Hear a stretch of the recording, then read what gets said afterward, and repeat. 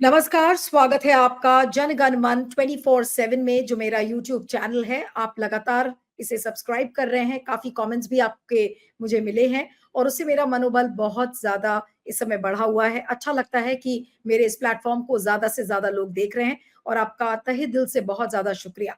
और आज बात करते हैं बहराइच वाली हिंसा के बारे में क्योंकि इसको लेकर थोड़ी देर पहले खबर आई है कि बहराइच में जो दुर्गा जो विसर्जन के दौरान जिस तरीके की हिंसा हुई थी, राम गोपाल मिश्रा नाम के एक व्यक्ति की गोली मारकर हत्या भी की गई। उसके बाद जो मुख्य आरोपी थे अब्दुल हमीद, उनके घर पर एक डेमोलिशन नोटिस पहुँचा है, यानी कि उनके घर पर बुलडोज़र चलाया जाएगा, उनको 3 दिन की मोहलत दी गई है और उनके अलावा 19 और ऐसे घर हैं मुसलमान समुदाय के, यानी कि कुल मिलाकर 20 घर मुसलमान समुदाय के हैं जिनके ऊपर नोटिस चिपकाया गया है कि आपको 3 दिन की मोहलत दी जाती है और उसके बाद अगला एक्शन क्या होगा, यानी कि अगला एक्शन बुलडोज़र चलाने का होगा। और ये सब तब जबकि सुप्रीम कोर्ट ऑलरेडी कह चुका है कि केवल आरोपी होने के आधार पर आप किसी के घर पर बुलडोज़र नहीं चला सकते। अब ये उनमें से जो 3 लोग हैं, वो सुप्रीम कोर्ट में उन्होंने एक याचिका दायर की है और उसमें उन्होंने कहा है कि ये गलत है। 3 दिन की उनको नोटिस दी गई है। इसमें कई सारे घर 10 से 20 साल पुराने हैं और वो आज से नहीं बल्कि कई बहुत समय से रह रहे हैं। तो ऐसे में स्टे उन्होंने माँगा है और अब देखना होगा कि सुप्रीम कोर्ट इसमें स्टे देता है या नहीं देता। लेकिन उससे भी बड़ी बात है कि अगर योगी सरकार ने ये जानते हुए कि सुप्रीम कोर्ट ने इस तरीके का ऑब्जर्वेशन ऑलरेडी दे चुके हैं कि आप केवल आरोपी होने के आधार पर किसी के घर पर बुलडोज़र का नोटिस या बुलडोज़र नहीं चला सकते, तो क्या योगी आदित्यनाथ का जो प्रशासन है, वो सुप्रीम कोर्ट को भी नहीं मानता? आज इसी पर हम बातचीत करेंगे। हमारे साथ सुप्रीम कोर्ट के जाने-माने वकील संजय हेगड़े जी हैं। हेगड़े साहब आपका बहुत-बहुत स्वागत है जनगण मन 24/7 पर। Thank you so much for joining. और ये जो सुप्रीम कोर्ट में जो याचिका दायर हुई है सर, इस याचिका का आधार क्या है? क्या उसको आउटराइटली सुप्रीम कोर्ट ये कह देगा कि भई जब हमने ऑलरेडी ऑर्डर दे दिए हैं, तो इस तरीके का एक्शन नल एंड वॉइड है? क्या इसको पूरी तरह से मतलब उस पर बुलडोज़र एक्शन पर स्टे लग सकती है? क्योंकि सुप्रीम कोर्ट एक ऑब्जर्वेशन ऑलरेडी दे चुका है। सुप्रीम कोर्ट ने एक ऑर्डर दे दिया है कि आप बुलडोज़र तब तक नहीं चला सकते हैं जब तक आप सुप्रीम कोर्ट की अनुमति ना लें। सुप्रीम कोर्ट ने क्लैरिफ़ाई भी किया है कि अगर ये कोई अ, अतिक्रमण किसी पानी पर हो या पब्लिक रोड पर हो या कोई किसी और कोर्ट ने डिमोलिशन ऑर्डर किया हो, तो उनके लिए ये प्रोटेक्शन है नहीं। तो अब सवाल ये आता है कि ये जो सब जिनको नोटिस दी गई है, क्या वो एक्सेप्शंस में आते हैं या वो जनरल रूल में आते हैं जहाँ किसी की किसी डिमोलिशन से पहले सुप्रीम कोर्ट की अनुमति ली जानी चाहिए। और सुप्रीम कोर्ट ने ये जो ऑर्डर जनरल ऑर्डर पास किया है, वो इस संदर्भ में पास किया है कि बहुत सारी याचिकाएँ थे, जो ये डेमोलिशन एक्शन को चैलेंज कर रहे थे। सुप्रीम कोर्ट के सुनवाई के दौरान भी ये कहा गया कि अ, किसी आरोपी पर कोई न्याय में कोई सज़ा नहीं है कि उसका घर तोड़ा जाएगा। अब तक भारतीय न्याय संहिता में या किसी में कोई संशोधन ऐसा तो हुआ नहीं है। तो ये जो बुलडोज़र एक्शन है, वो बिल्कुल बेबुनियाद है। अब बुलडोज़र का जस्टिफिकेशन जो एडमिनिस्ट्रेशन हमेशा देते आ रहा है कि सर हम बुलडोज़र यूँ ही नहीं चला रहे हैं, हम सिर्फ़ एन्क्रोचमेंट्स पर चला रहे हैं। तो तब सवाल आता है कि कैसे एन्क्रोचमेंट हुआ? आप क्या सो रहे थे? या ये वाक़ई में एन्क्रोचमेंट है या सिर्फ़ आप कह रहे हो? तो ये सारे सवाल आ जाएँगे।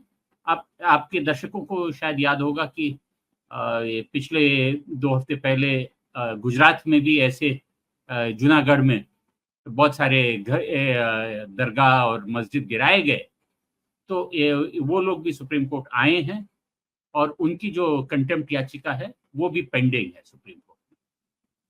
लेकिन मिस्टर हेगड़े जिस तरीके से 20 मुसलमानों के घर हैं और उन्हीं के सामने कुछ और घर हिंदुओं के हैं, उन घरों को छोड़ दिया गया है और केवल और केवल मुसलमान समुदाय के ज़्यादातर घर मुसलमान समुदाय के हैं।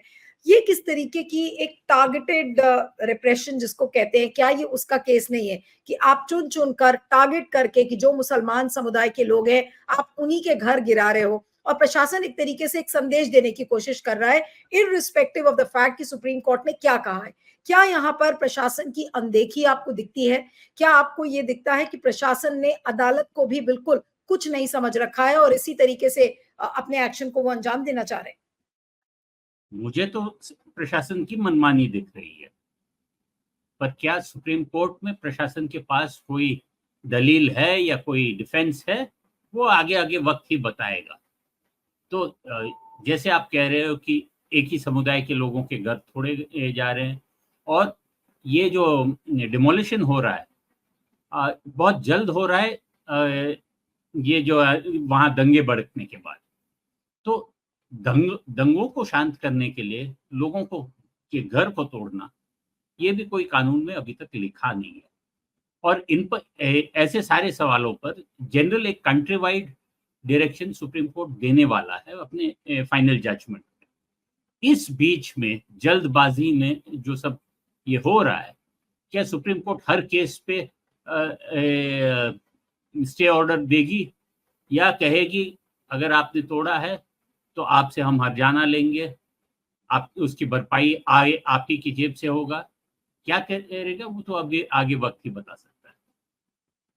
लेकिन क्योंकि अभी गाइडलाइंस बनी नहीं है, मे बी शायद supreme court is in process to make the guidelines, तो क्या इसी चीज का फायदा उठाते हुए आपको लग रहा है कि योगी सरकार या योगी प्रशासन की ये मनमानी दिख रही है, क्योंकि उनको पता है गाइडलाइंस है नहीं, इस बीच में चलो एक और कुछ ऐसा कांड कर देते हैं? तो क्या ये इस चीज का एग्जाम्पल दिख रहा है? अगर हो सकता है गाइडलाइंस बन गई होती तो शायद योगी प्रशासन हिम्मत नहीं करता, क्योंकि गाइडलाइंस नहीं बनी है इस वजह से वो कर रहे हैं ऐसा। देखिए, डिमोलिशन के लिए भी कोई गाइडलाइंस है नहीं कि डिमोलिशन कब करे। तो योगी सरकार सुप्रीम कोर्ट के गाइडलाइंस आने के बाद भी रुक जाएगी करके वैसा भी कोई गारंटी है नहीं। लिंचिंग के बारे में गाइडलाइंस हुए हैं, उसके बाद भी लिंचिंग्स तो हुए हैं। फिर उस पर क्या कार्यवाही कोर्ट अपने ऑर्डर्स की अवमानना के लिए क्या कार्यवाही करती है, वो तो अभी भी प्रोसेस में चल रहा है ना। तो हाँ, सुप्रीम कोर्ट के जब जजमेंट आएगा और गाइडलाइंस आएगा तो एक और जनता के सामने ये स्पष्ट हो जाएगा कि ये जो सब हो रहा है ये बिल्कुल गैर कानूनी है और गैर संवैधानिक है।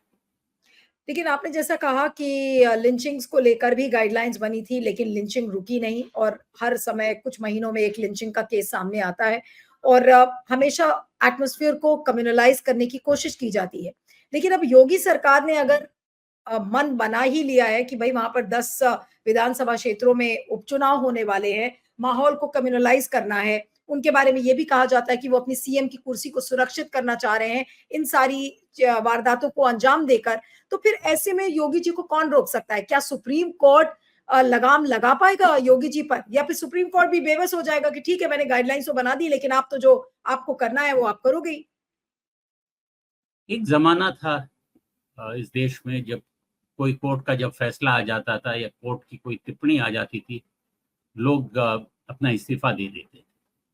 आपको शायद, आपके दर्शकों को शायद याद होगा कि जैसे महाराष्ट्र में AR अंतुले या मध्य प्रदेश में अर्जुन सिंह जी, कोर्ट के फैसलों के बाद उन्होंने इस्तीफा दिया। या यूपीए सरकार में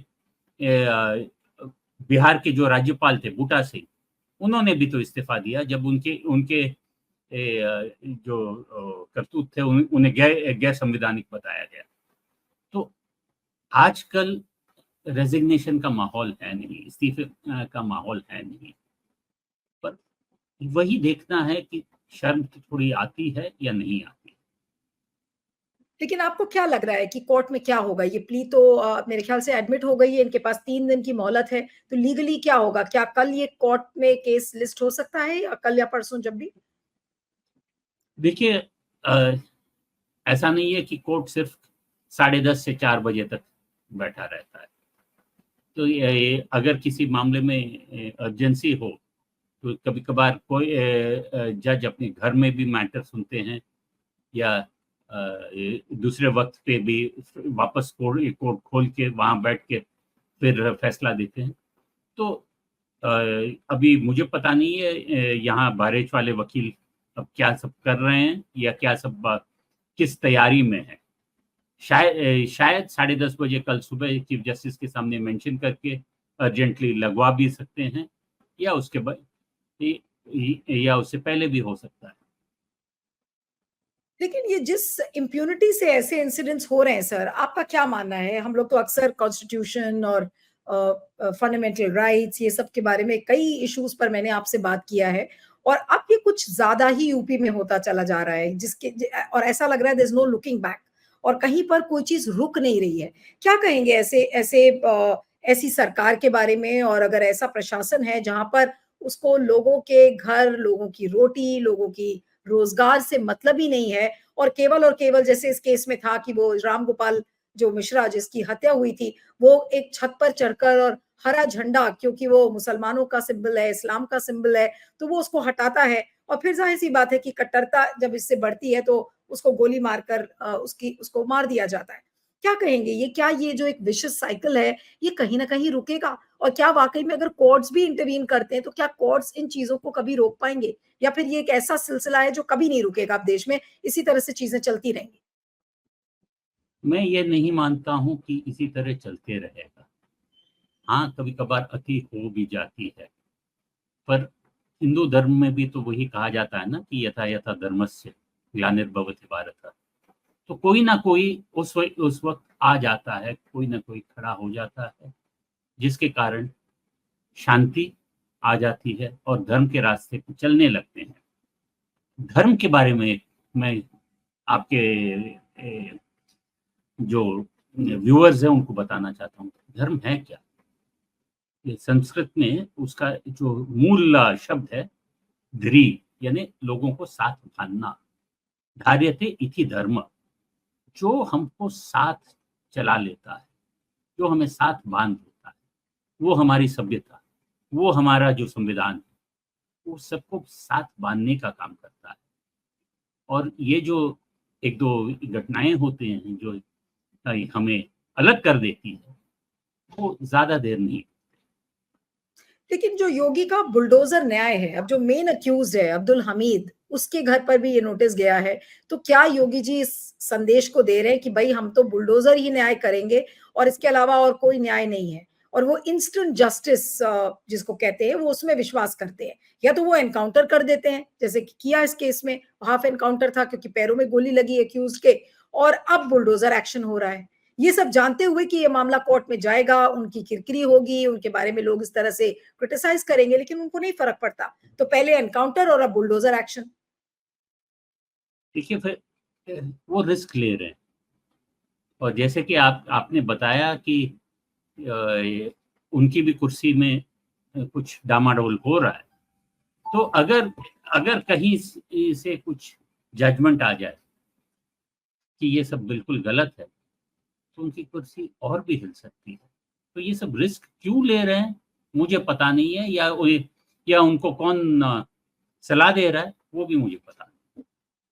बिल्कुल, ये तो एक मिस्ट्री है कि उन्हें कौन सलाह दे रहा है, और आपने बिल्कुल सही कहा कि अगर वो ये सोच के अपनी कुर्सी को पक्का कर रहे हैं, और अगर सुप्रीम कोर्ट ने खुदा ना खास्ता कुछ एडवर्स जजमेंट दिया, तो वाकई में उनकी कुर्सी वाकई में हिल सकती है। आपका बहुत बहुत शुक्रिया mister Hegde, thank you so much for joining on जनगण मन 24/7, और आप सभी दर्शकों से गुजारिश है कि लगातार मेरे चैनल के साथ एंगेज करें और मुझे लिखे भी। Thank you so much. Thank you mister Hegde, thank you.